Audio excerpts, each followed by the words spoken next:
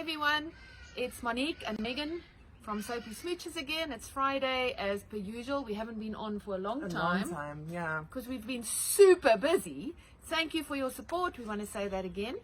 So today we thought, if you're hearing a big blob behind us, we're standing under a prune tree, right? Plum tree. Prunes, well, that's like our old skins, right? Yeah. Not yours, but like we're standing under a plum tree, and every now and again these plums fall from right from the top there to the bottom. So excuse the noises, but that's what it is when your office is on a plot. Anyway, so today I thought a fun fact to mention, which I sadly don't know a lot about, but it's a mop dog. When I started the business originally, I advertised, is it a mop or is it just matting? What is it? And little did I know that there was actually such a type of dog. The dog is a mop dog, also known as a Commodore. I can't speak today. It's Friday. It's been a long week. It's a Commodore. So basically they have proper dreadlocks, and they're quite big in size. They are born to be herd dogs. They herd sheep and cattle. And yeah, they originate from Budapest, so Hungary. They're Hungarian dogs, and they go as far back as the 1516s. I mean, that's the 16th century. So they're really an old type of dog, or a breed that's been around for a long enough time. So the other interesting fact about these is that you get certain types of poodles that also actually could have dreadlocks, but that needs a bit of help. And then the other one is the Haviana. Also, Havianas could grow dreadlocks, not just matting. And if they get a bit of help from their human owners, they could actually grow beautiful dreadlocks. However, having said that, it needs to be cultured right from the beginning, from when they're born. You can't have that when they, suddenly shave the coat and then decide, okay, I want to grow dreadlocks. It's not going to work so well, because it takes a long time to grow them. So I haven't seen any of them in South Africa, have you? No, I have not. I've seen shows about them, but I don't think I've ever seen one in real life. So if any of you listening, by the plum tree. if any of you have any of these kind of dogs, please let us know. Please don't let us know you want to grow dreadlocks when the dog is like an old dog already, because we ain't going to help you. We're probably going to shave it off for you. Yeah, usually our job is to shave off the dreads and the matting. Yes, we're probably going to shave it off.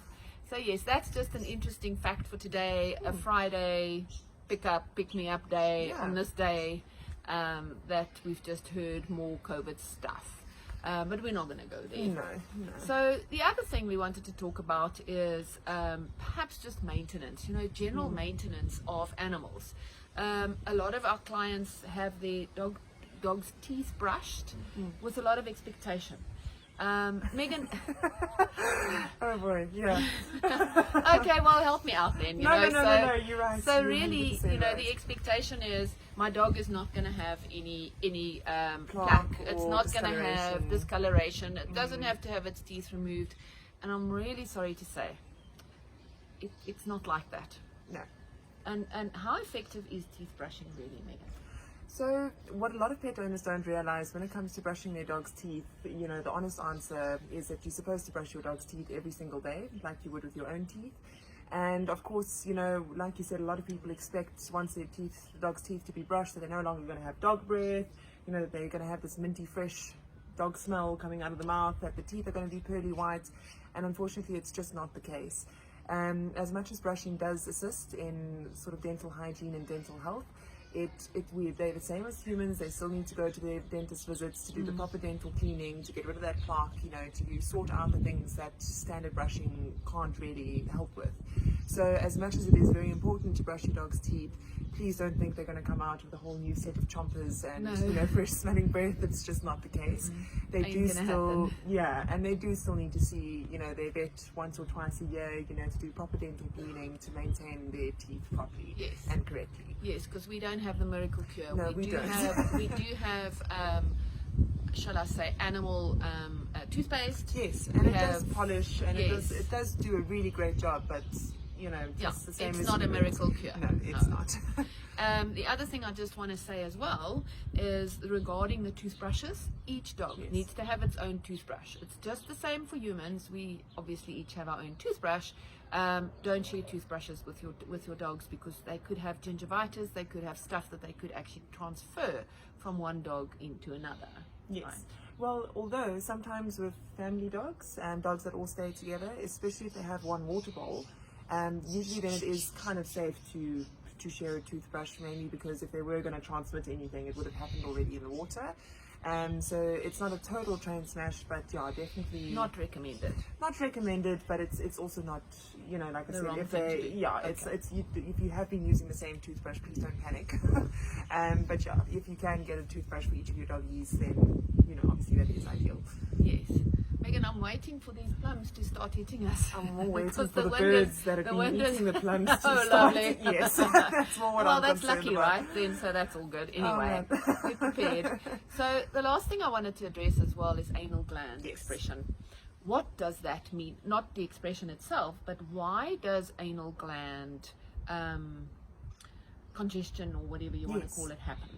So it's most common in small dogs. You don't often find it in your larger breed dogs, mainly because their anal glands aren't as sort of compact. They've got a bit more space, if that makes sense. But with your smaller dogs, unfortunately, Sorry, that is funny. I know it's a bit of an odd topic. But with your smaller dogs, unfortunately, because they're so little, sometimes their anal glands get compacted, and that means that they sort of form a blockage, and that then leads to a little bit of discomfort for the dogs. It can develop into an infection and swelling, and it can be quite painful for them. But it usually starts off with just itching. So you'll often see your dog scooting across the floor or the carpet or the grass, and that's basically your dog trying to release that compaction on their own.